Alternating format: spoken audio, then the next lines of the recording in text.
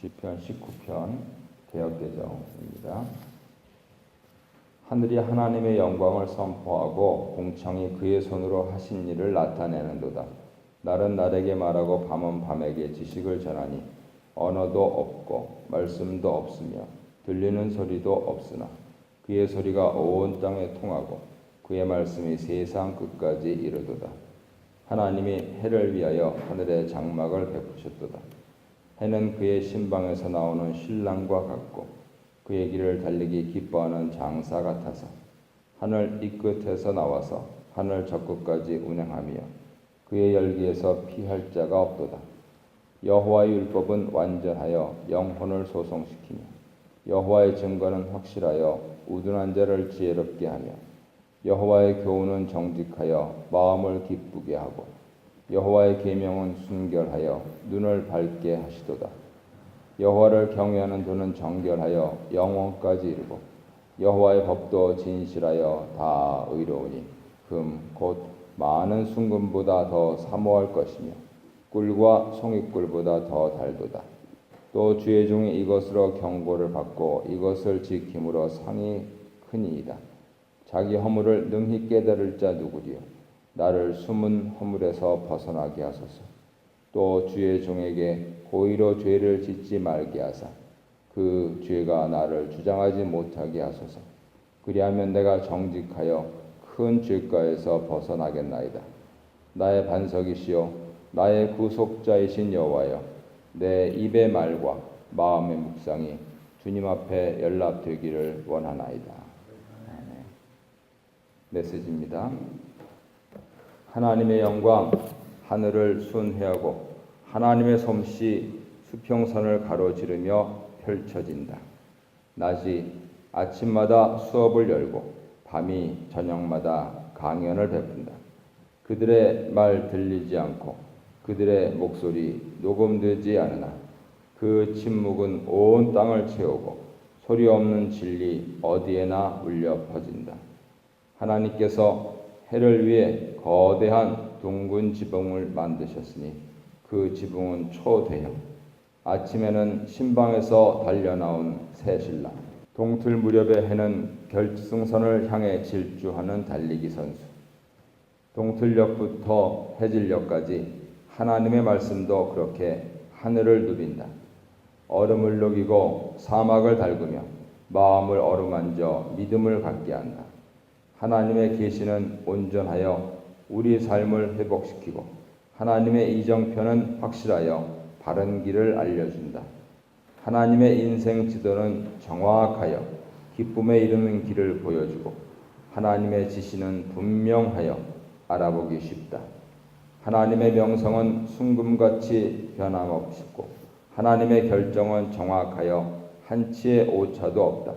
하나님의 말씀은 다이아몬드보다 에메랄드 둘은 다이아몬드보다 나으니 너는 봄철 딸기보다 더 말씀을 좋아하게 되리라. 붉게 잘 익은 딸기보다 더. 그뿐이 아니니 하나님의 말씀은 위험을 경고하고 감춰진 보물이 있는 것도 알려준다. 하나님의 말씀이 아니면 우리가 어떻게 길을 찾고 우리의 어리석음을 어떻게 분별할 수 있겠는가? 하나님, 우리의 지난 잘못을 깨끗게 해주소서. 하루를 새롭게 시작하게 하소서. 어리석은 죄에 빠지지 않게 하시고 내가 주님을 대신할 수 있다고 생각하지 않게 하소서. 그제야 내가 햇빛에 깨끗이 씻겨 죄의 얼룩 말끔히 지운 상태로 하루를 시작할 수 있습니다. 이것이 내 입에 담은 말, 내가 곱씹고 기도하는 것입니다. 오, 나의 제단 반석이신 하나님, 내 기도 아침 제단에 바치오니 받아주소서. 나의 제단 제사장이신 하나님, 아멘. 세 가지 묵상하면 좋겠습니다. 첫 번째로는 하나님의 영광을 선포하는 피족의 증언. 오늘 아침 오시면서 아이고 참 오늘도 좋은 날이다. 예, 눈에 보이는 여러 가지 삼라만상 속에서 하나님의 창조의 능력이 그 영광이 있는 것을 만끽하는 하루가 되시길 바랍니다. 두 번째로 하나님의 성품과 의지가 담긴 말씀의 증언. 예. 성경 말씀 안 보는 크리스천보다 우매한 자는 없습니다. 내가 다 안다. 웃기시네. 난 하나도 모른다. 더 웃기시네. 하나도 모르면 어떻게 살고 있어요? 그래서 하나님 말씀 앞에서 겸손해지는, 그리고 또 아까 우리가 기도 모으면서 했듯이 매맞고 겸손해지지 말고 알아서 겸손해지는, 이게 철드는 거잖아요. 알아서 겸손해지는. 그래서 겸손할 때 겸손하고 힘내서 나갈 때 나가고 하는 그러한 것이 말씀을 깨달은 사람들의 지혜입니다. 끝으로 세 번째는 하나님과 관계하면서 복을 누리는 말씀의 가치. 성경 말씀은 점치는 게 아닙니다.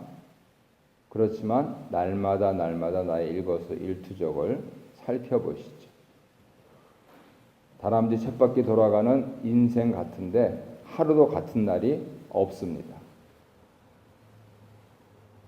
그러면 왜 같다고 생각할까? 안 적어서 그래요. 까딱 잘못하면은 알츠하이머 걸리는 요것만 의존하고 있으니까 적어야 됩니다. 내가 적은 것을 내가 읽으면 깜짝깜짝 놀라죠. 하나님 이렇게 하셨구나. 근데 왜 안 적습니까? 바빠서. 에휴, 할 거 다 하잖아요. 바쁘면서. 잘 거 다 잘잖아요. 왜 안 적습니까? 나태해서 그렇죠.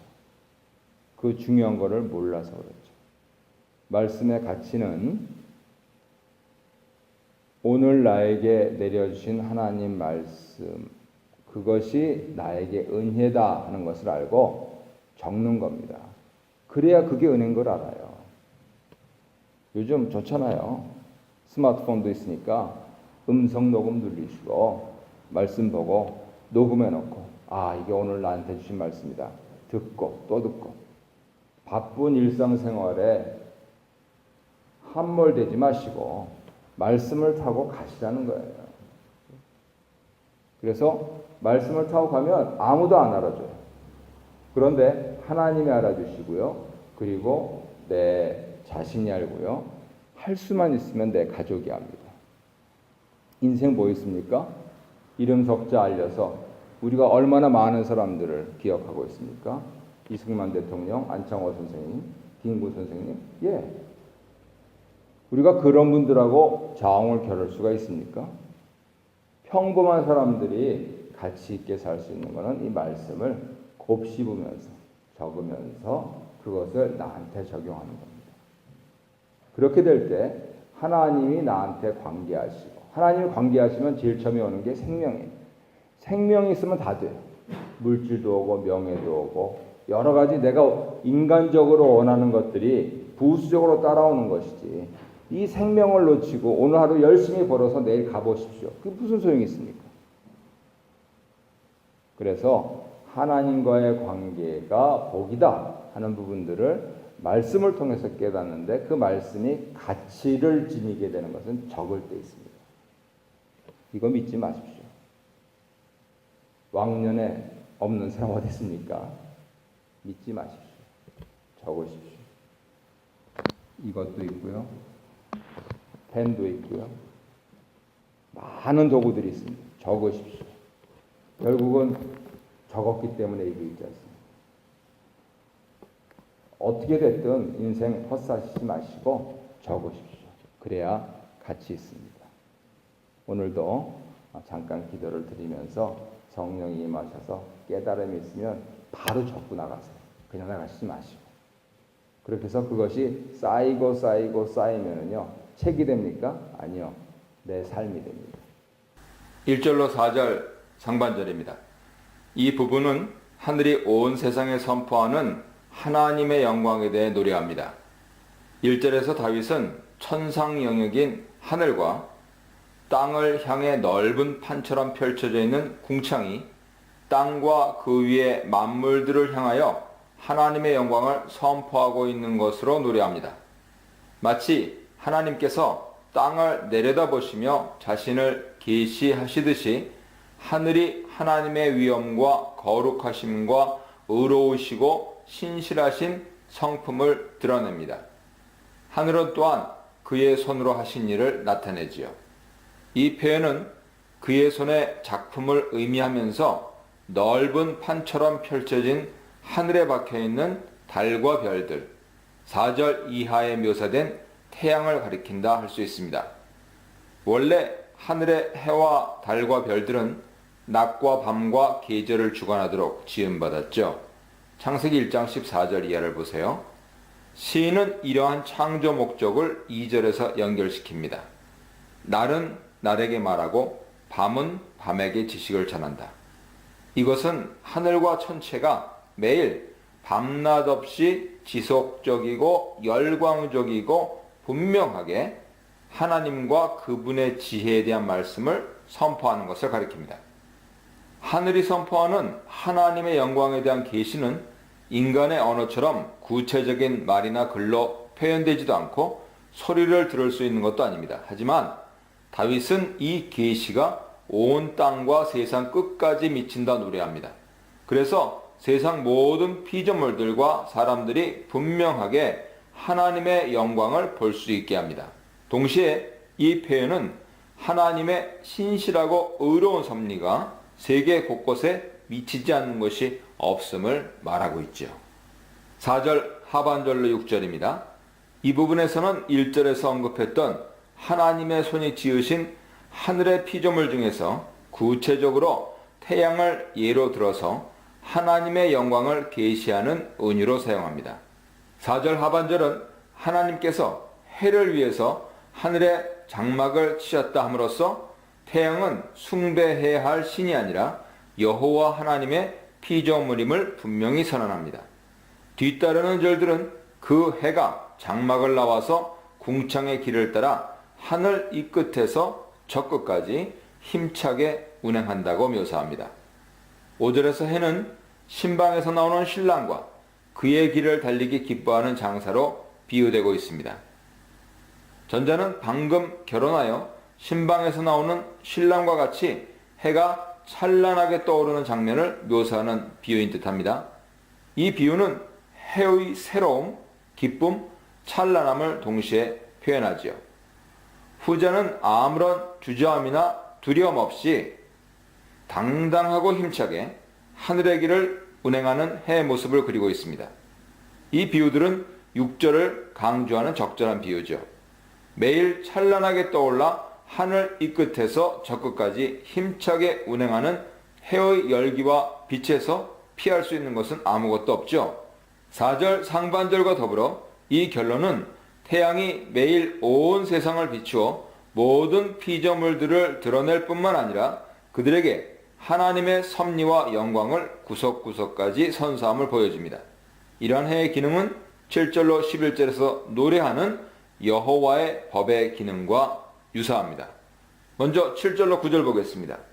이 시의 전반부가 하나님의 창조 세계에 계시된 하나님 영광을 노래했다면 7절 이하의 후반부는 이스라엘에게 주어진 특별 계시 여호와의 율법을 노래합니다. 7절로 9절은 율법에 대한 찬가로서 율법의 특성과 유익을 노래하지요.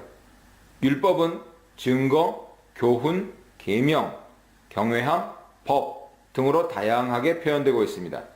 이 표현들은 약간씩 다른 의미가 있지만 여기서는 모두 모세 율법을 포함하여 여호와의 뜻과 가르침을 담은 말씀을 의미합니다. 첫째, 율법은 흠도 없고 빠진 것도 없이 완전하여 그것을 받아들이는 자들의 영혼을 회복시킵니다. 율법은 죄악과 그 결과로 죽어가는 사람들을 용서와 치유와 회복의 길로 인도하지요. 둘째, 율법은 하나님의 뜻을 충실하게 표현하고 있기에 확실합니다. 믿음직스럽다는 뜻이죠. 그리고 삶의 지혜와 경험이 부족한 우둔한 자를 지혜롭게 만듭니다. 셋째, 정직해서 올바르기에 마음을 기쁘게 합니다. 그릇된 길에서 돌이켜 바른 길을 갈 때 진정한 기쁨이 넘치는 법이죠. 넷째, 순결하여 혹은 빛이 나서 눈을 밝게 합니다. 율법은 영혼을 회복시키고 우리 앞길을 비춥니다. 다섯째, 율법의 모든 요구를 한마디로 요약하면 여호와 경외입니다.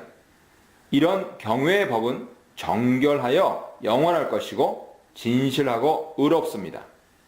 이러한 율법의 특징들은 모두 여호와 하나님의 거룩하심과 성품을 반영하고 있기에 가장 확실한 하나님 영광의 계시입니다. 이 계시대로 사는 자들은 하나님처럼 거룩하고 의롭게 되며 풍성한 생명을 누릴 수밖에 없는 것이죠. 이어서 10절 11절입니다. 그래서 율법은 많은 금과 같은 이 세상 어떤 것에도 비교할 수 없는 부유한 가치를 가지고 있고 꿀과 송이꿀 같은 어떤 달콤한 것보다 더 달콤한 삶을 제공합니다. 하나님과 그분의 말씀에 순종하기로 헌신한 여호와의 종 시인은 이 말씀을 통해서 하지 말아야 할 것에 대해서는 경고를 받고 이 말씀을 지킴으로써 그 말씀에 약속된 복되고 풍성한 삶을 상으로 받는 것입니다.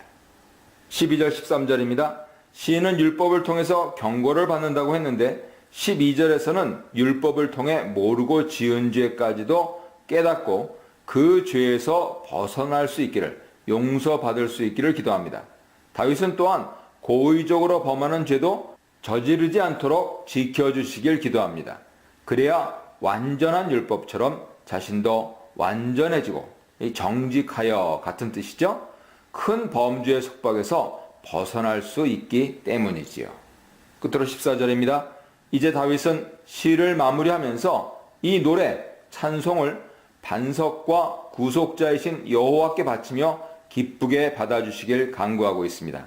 만약 이 절이 13절에 이어지는 기도라면 외적인 자신의 말과 내면의 묵상 모두, 즉 자신의 모든 삶이 하나님 앞에 기쁘게 드려질 수 있기를 기도하는 것이라 볼 수 있죠.